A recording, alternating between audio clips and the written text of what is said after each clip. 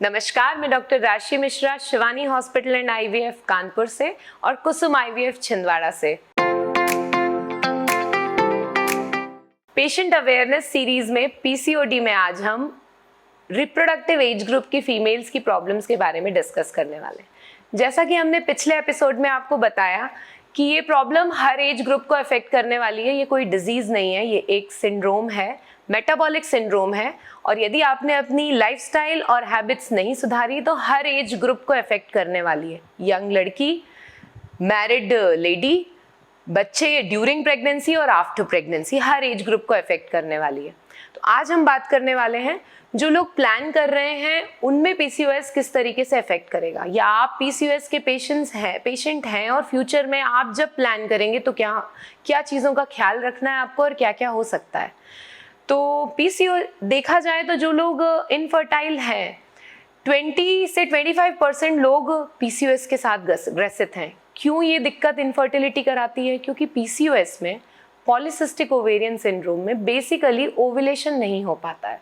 Ovulation जो हर 14वें दिन egg release होना चाहिए, मेंसेस के 14वें दिन एग रिलीज होना चाहिए मेंस्ट्रुअल साइकिल के, वो चीज़ नहीं हो पाती और छोटे छोटे बहुत सारे ग्रो होके बल्कि बड़ी बड़ी ओवरीज, बहुत बड़े वॉल्यूम की ओवरीज और बहुत सारी सिस्ट हमें अल्ट्रासाउंड में दिखाई देती हैं।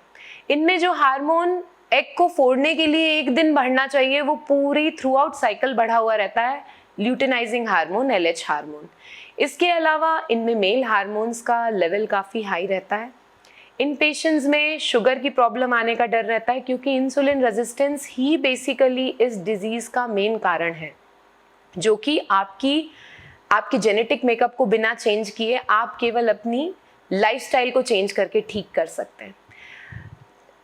थायराइड के 25% पेशेंट, पीसीओएस के पेशेंट्स थायराइड से भी ग्रसित होते हैं। एक हार्मोन होता है प्रोलैक्टिन, वो भी 20-25% पेशेंट्स में बढ़ा हुआ आता है। तो यदि लेडी अब पीसीओएस की पेशेंट प्लान कर रही है और डॉक्टर के पास आ रही है कि भाई मैं पहले से पीसीओएस हमें पता है, या हमारे मेंस्ट्रुअल पहले यदि डायग्नोस नहीं है तो पेशेंट इन कंप्लेंट्स के साथ आएगी कि पीरियड लेट आते हैं, कम आते हैं, एक्ने है, हेयर ग्रोथ है और या हेयर फॉल हो रहा है, बहुत वेट गेन, उनका बीएमआई मतलब बढ़ा हुआ है 25 से 30, वेट काफ़ी ज़्यादा है, ओबीज है पेशेंट, क्रेविंग, मूड स्विंग्स, ये सारी चीज़ें हो सकती हैं। 80% पेशेंट वेट ज़्यादा रहता है इन लोगों का, लेकिन 20% पेशेंट थिन भी होती हैं, उन्हें थिन पीसीओएस के नाम से जाना जाता है। तो अब जब ये पेशेंट आएंगी तो हमें बेसिकली सेकेंड डे से इनका इवैल्यूएशन ज़रूरी होता है, साइकिल के सेकेंड डे पे। जिस दिन मेंसेस आया उस दिन को फर्स्ट डे लेके, सेकेंड डे फास्टिंग इनके कुछ हार्मोन पैनल होने ज़रूरी है और सेकेंड डे का ही ट्रांसवेजाइनल अल्ट्रासाउंड इंपॉर्टेंट है। ट्रांसवेजाइनल अल्ट्रासाउंड में हमें एग्स का नंबर पता चलेगा, कोई सिस्ट रिटेन तो नहीं कर रही है वो पता चलेगा। इन पेशेंट्स को फिर ओव्यूलेशन इंडक्शन ड्रग्स दी जाती है। पीरियड रेगुलर किसी भी लेडी का दो तरीके से आ सकता है, या तो उसका ओव्यूलेशन टाइमली हो, पीसीओएस के पेशेंट में ओव्यूलेशन टाइमली नहीं होता है तो हमें इनका पीरियड यदि रेगुलर लाना है तो या तो ओव्यूलेशन कराना होगा, या यदि अभी वो नहीं प्लान कर रहे हैं तो उन्हें ओसी पिल्स और वेट लॉस के लिए दे दिया जाए कि यदि आप नेक्स्ट 6 मंथ नहीं प्लान कर रहे हैं तो ओसी पिल्स पे चले जाइए कि रेगुलरली आपके पीरियड आते रहें और आप साथ में अपनी लाइफस्टाइल और वेट लॉस के लिए कंटिन्यूसली वर्कअप करते रहें।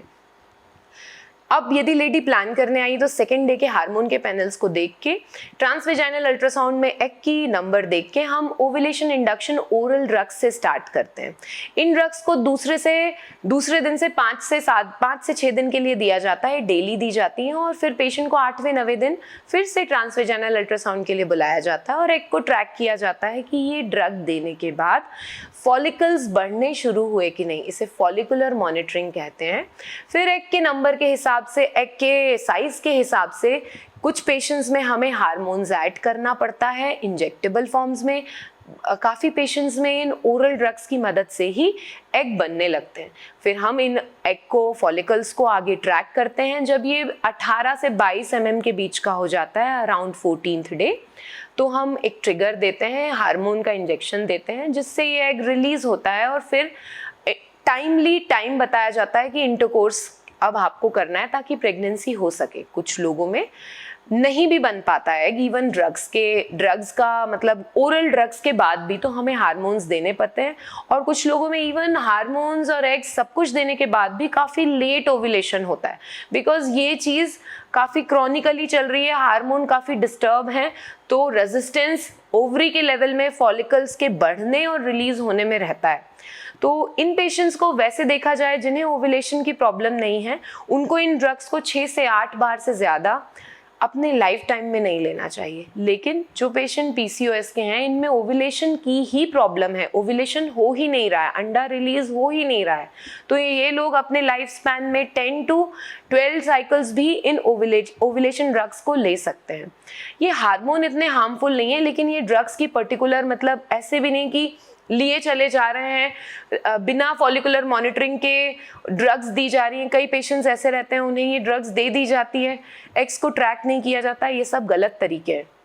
जब आपको ये ड्रग्स दी जा रही है तो आइडियली एग की ट्रैकिंग होनी चाहिए, क्योंकि केवल ड्रग्स से कभी कभी एग्स नहीं भी बनते हैं, फॉलिकल्स नहीं भी ग्रो होते हैं, एग रिलीज नहीं भी होता है, और पेशेंट की वो साइकिल वेस्ट हो जाती है। इन पेशेंट में सिस्ट बन के एग ना फूटने की प्रॉब्लम भी होती है, उससे बोलते हैं ल्यूटेनाइज अनरप्चर्ड फॉलिकल। पीसीओडी के पेशेंट्स में ये देखा जाता है। इन पेशेंट्स में सेकेंड हाफ में हमें एग से निकलने वाले हार्मोन का ल्यूटेनाइजेशन के लिए, सपोर्ट के लिए भी देने की ज़रूरत होती है, क्योंकि इन पेशेंट्स में जैसे पीसीओडी के 100 पेशेंट्स प्रेग्नेंट हुए, उनमें 25% पेशेंट्स में डर रहता है कि उन्हें मिसकैरेज हो सकता है, तो उन्हें सेकेंड हाफ में भी सपोर्ट देने की ज़रूरत होती है, बिकॉज अर्ली 3 मंथ में प्रेगनेंसी आ जाए तो भी पीसीओएस के पेशेंट्स में मिसकैरेज के रिस्क हैं। और इन पेशेंट्स में प्री प्रेगनेंसी हमें lipid profile, BP monitoring, sugar monitoring, thyroid और जो बेसिक हार्मोन्स हैं वो तो करने ही हैं। यदि पेशेंट का शुगर मॉनिटरिंग पिछले 3 मंथ का HbA1c जो ब्लड टेस्ट होता है यदि बढ़ा हुआ आ रहा है, तो पेशेंट को उसे कंट्रोल करके प्लान करना है। गो फॉर जिम, जाइए जिम, वेट लॉस करिए, पर्सनल ट्रेनर लगाइए, एक्सरसाइज करिए, साथ में वॉक करने जाइए, लेकिन अपनी हैबिट्स को सुधारिए। आप 5% भी वेट लॉस कर लेंगे तो आपको बहुत फायदा होगा। स्पॉन्टेनियस मतलब अपने आप से भी ओव्यूलेशन होने लगता है यदि आप थोड़ा वेट लॉस कर लेंगे। इस एपिसोड में हमने बात करी कि पीसीओएस के पेशेंट कपल जो प्लान कर रहे हैं उन्हें किस किस ट्रीटमेंट प्रोटोकॉल को फॉलो करना चाहिए। आगे कुछ और भी चीजें हैं जो पीसीओएस पेशेंट्स के लिए इंपॉर्टेंट है प्रेगनेंसी प्लान करते समय और ड्यूरिंग प्रेगनेंसी, तो अगला एपिसोड जरूर देखें।